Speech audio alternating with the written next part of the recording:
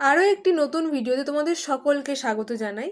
তো আজকের আমাদের ভিডিওর আলোচনার বিষয় হচ্ছে মিলের পরীক্ষণমূলক পদ্ধতি।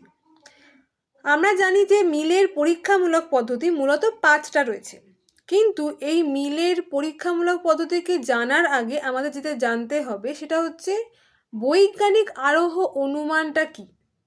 এই বৈজ্ঞানিক আরোহ অনুমান হলো যে অনুমানের উপর ভিত্তি করে, অর্থাৎ যে অনুমানের উপর নির্ভর করে প্রকৃতির একরূপতা নীতি এবং কার্যকরণ নীতির উপর নির্ভর করে পর্যবেক্ষণ এবং পরীক্ষণের মাধ্যমে একাধিক দৃষ্টান্তকে সংগ্রহ করে তার থেকে একটা সামান্য সংশ্লেষক বচন আমরা পাই, বা একটা সামান্য সংশ্লেষক বচন আমরা প্রতিষ্ঠা করতে পারি, সেটাকেই আমরা বলবো হচ্ছে বৈজ্ঞানিক আরোহ অনুমান।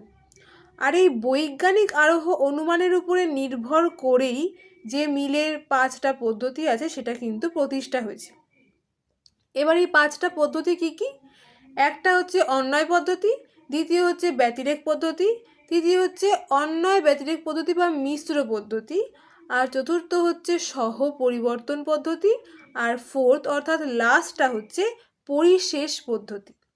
এবারে আমরা একে একে এই প্রত্যেকটা পদ্ধতিকে, অর্থাৎ পরীক্ষামূলক পদ্ধতি যেগুলো আছে এই 5টা, এই প্রত্যেকটাকে আমরা আলোচনা করে নেব।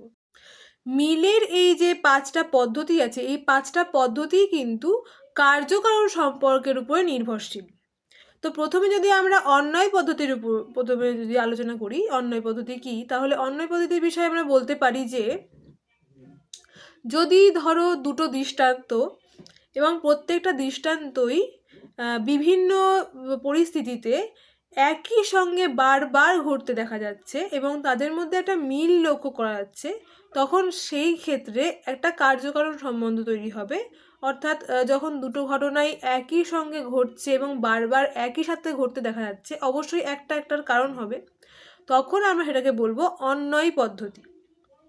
এবার যদি বলি আমরা ব্যতিরেক পদ্ধতি, ব্যতিরেক পদ্ধতির ক্ষেত্রে আমরা বলতে পারি, ধরা যাক পারিপার্শ্বিক কোনো ঘটনা, এবার সেই ঘটনার মধ্যে কোনো একটা ঘটনাকে যদি আমরা সরিয়ে দিই তাহলে অন্য ঘটনাগুলোও সরে যাচ্ছে, আর যদি আমরা যে কোনো একটা ঘটনাকে আবার এনে উপস্থিত করি তাহলে অন্যান্য সমস্ত ঘটনাই আবার এসে উপস্থিত হচ্ছে, তখন সেক্ষেত্রে সেটা হবে হচ্ছে ব্যতিরেক পদ্ধতি। তো এটা গেল অন্বয় পদ্ধতি আর ব্যতিরেক পদ্ধতি। এইবারে আমরা আসি অন্বয় ব্যতিরেকী বা মিশ্র পদ্ধতি কাকে বলে।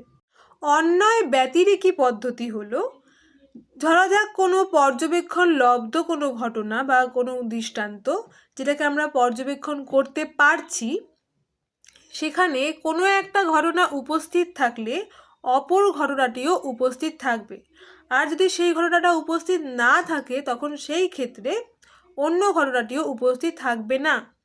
এক্ষেত্রে এই যে দুটো ঘটনার মধ্যে যে কার্যকারণ সম্বন্ধটা তৈরি হলো, এটাকে আমরা বলবো অন্বয় ব্যতিরেকী পদ্ধতি। এবার যদি আমরা বলি সহ পরিবর্তন পদ্ধতিটা কি, তাহলে আমরা বলতে পারি যে কোনো একটা পূর্বগামী ঘটনা এবং অনুগামী ঘটনা যখন একই সাথে বাড়ে বা কমে, তখন সেই ক্ষেত্রে আমরা পূর্বগামী ঘটনাকে আমরা বলতে পারি হচ্ছে কারণ, আর অনুগামী ঘটনাকে আমরা বলতে পারি কার্য।